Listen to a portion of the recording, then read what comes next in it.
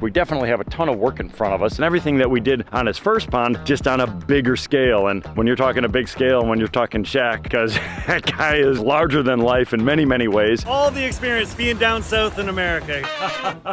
Hey, good morning everybody. Ed the Pond Professor here. I am coming to you from a very unique location. We are at Shaquille O'Neal's house. This is an unbelievable property. We were out here 3 years ago now, which I can't believe it's been 3 years, doing his original koi pond, and we are back. Shaq 2.0. We are fixing a problem that they have. They have an area where they had an existing kind of like a little meandering creek that cut through the front of the property, and he had some groundwater. So he had natural springs that were kind of always water seeping through no matter what time of the year. So what they wanted to do was dig this area out and build a larger pond. You can't just dig a hole and expect it to fill all the way up, even if you have natural groundwater, because water is going to want to seek its own level. It depends on your soils, it depends on the clays, on how all that water is going to move through the property. We are here to fix this problem because they ended up digging this large pond, and this large pond does not hold water. So it is a mud pit down on the bottom. It fills up during a heavy rain. It'll get a lot of rainwater in it, and within days it's going to actually drop back down. A couple challenges that we're going to have to deal with. One, because they have existing groundwater,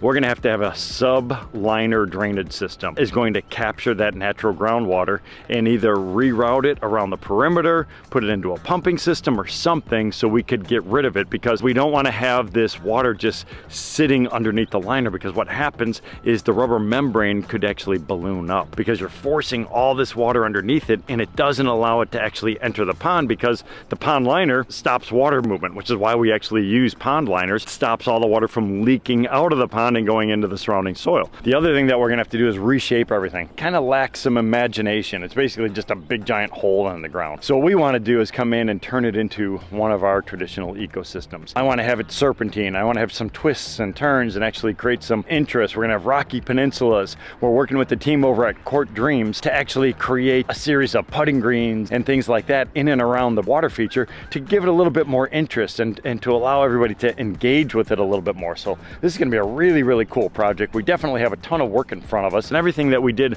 on his first pond, just on a bigger scale. And when you're talking a big scale, when you're talking Shaq, because that guy is incredible. He is larger than life in many, many ways. So we are going to go above and beyond to create something truly fantastic that is really going to blow your mind. This is our drainage system that we installed earlier. We have 2 4-inch perforated drain pipes. We do have lots of muck and mud, which is going to be somewhat of a little bit of a problem. But that is why we are covering everything up with this crushed stone to allow free passage of water, because this is where the majority of the water is coming in. You can see it coming up all the way along this edge. So we're picking it up into our drain pipe, and then we'll be able to take that stuff away. Utilizing the excavator, we're going to start placing that material around the perimeter. Once that's done, we are then going to come over the top of this with a layer of geotextile fabric to hold everything in place. Then what we can do is build soil over the top of everything. Outside perimeter elevations have been completed. Started doing a little bit of a ramp over here for our beach. We will extend this out a little bit further, come a little bit wider, slope all that in. This will be a nice little sand beach area. This is going to be our intake bay. If you're familiar with that, that's where the large layer of AquaBlox will go, as well as all of our pump vaults. It's going to act as a skimmer, so all the water is going to flow in, swirl around, get trapped in this one corner. From here, it will then be pumped into the appropriate locations. Our wetland filter right on the other side of that peninsula, so that's a really short run for our piping. All the rest of the pumps are going to go all the way up here to that elevated area where the waterfall is going to be. This is an area where our under-drain pipes are coming out to. Remember those pipes coming in from underneath the pond? They're poking into this little section. We added in this geotextile fabric to help solidify the soil and stabilize it to prevent erosion, which is also going to prevent mud and muck and stuff like that from going down that pipe, which just goes further downstream. We also dug this down a little bit deeper. The reason we did that is we are going to have a pumping system inside of here temporarily, and that water will be able to fill our pond over on this side. So they're just going to continue placing some of these large boulders around the perimeter, and then we'll continue grading off the surrounding area. So our drainage pipe is in. We then encapsulated it in number 57 stone, 3/4 clear. Now we covered it up with our geotextile to keep the soil out, and we're going to come over the top of this and build kind of a ledge. That's going to give us the structural integrity that we're looking for. It'll change some of these elevations around the perimeter, and it's going to allow that water to a free path to flow underneath our lining system. From over here, we're about 2.5 feet below water level, and then this is going to pitch and it pitches all the way around to that drain system way on the other side. So we are starting work on the intake bay, which is a good sign, and we are also fine-tuning our excavation. I'm changing the elevation here in the middle in between these two little peninsulas. We're going to have maybe about 12 inches of water going through that section.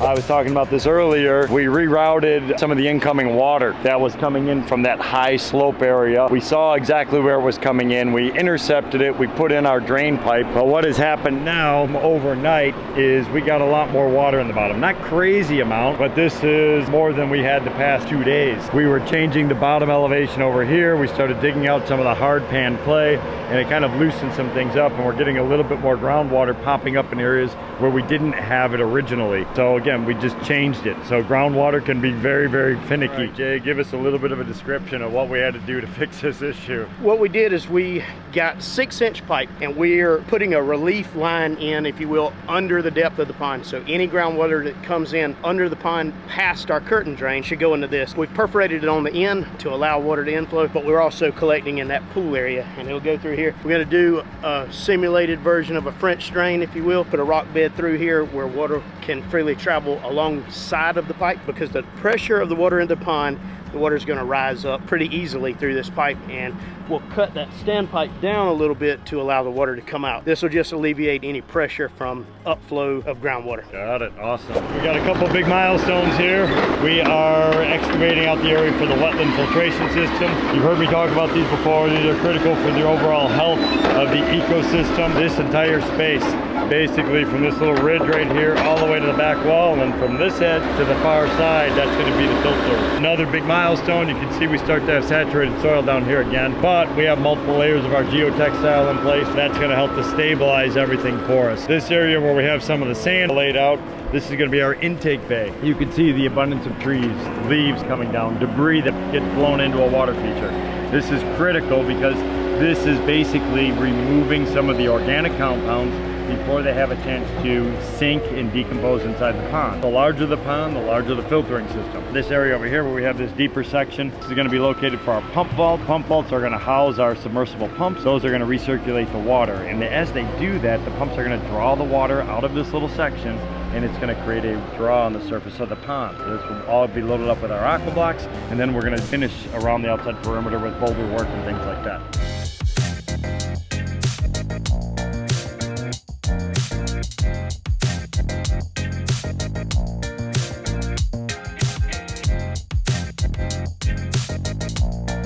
Liner is just about in. You can see the scale of this thing. Designing and building with this membrane in ponds of this size, I always oversize my liner, minimum of 5 feet all the way around. In the long run, it's well worth it because it's going to save you installation time, and it also gives you a lot of design flexibility. But right now it's looking really, really good. We're just about done. We reached a great point in the project today. We are trying to wrap up and get the wetland taken care of. We had some rain last night. We're draining water out from inside. We're going to pull the entire rubber membrane over, or polypropylene membrane over, because we have water inside those deep trenches where these centipedes and snorkels are going to go. So for us to build on top of that would be very, very challenging. Then pull everything back into position one more time, and then we'll cover everything up with the heavy duty fabric, and we can start assembling all of our internal components. This is a water distribution system. It is a modular system where we can cut the ends of them off and they link together so we can put them in a series. Our snorkel vault, which is what they attach to, so the end is going to go right to this, and it's going to sit like that inside the pond. This opens up, allows us access down into the bottom to clean out sediment. So these big long pieces that are coming out, there will be sedimentation accumulating inside of that. See all these blocks over here, those are those AquaBloxs. They'll help to evenly distribute water throughout the entire bottom of the wetland filter. So it's almost like it's creating a false bottom. So this is very, very important from a water filtration standpoint. On top of this, we will come in with many, many tons of river rock to cover everything in place. Before we leave by the end of the day today, I want to have all of this assembled and get some of the river rock on top. We're going to start pumping water into this because we want to have ballast. The reason we want to do that is that force going down is going to inhibit the water from flowing up. The wetland is just about completed. Snorkel centipedes, all of the AquaBlox. That's that water distribution system located down along the bottom. Oversized, obviously, for the size of the pond. We are filling in. We did over dig everything. The reason I did that, trying to have the maximum size pond for him. When we do our boulders, the boulders are actually going to be way out on this outside edge. This middle section will all be filled with all the different grades of river rock. So, trying to wrap things up and of course start draining on us. This Georgia clay is going to turn into grease real quick. Pond's filling up though. I guess that's maybe one of the good signs. We'll start getting some water in this thing. We have to get our gravel dumped in here, and then I feel pretty good about the progress. Chuck, what are you thinking? Oh, this is great. I've got to feel all the experiences of being down south in America here. I love it so much. This is fantastic. 1 hour until I was going home. I had no complaints though. I love it. It's fantastic. What a job site. Yes, sir.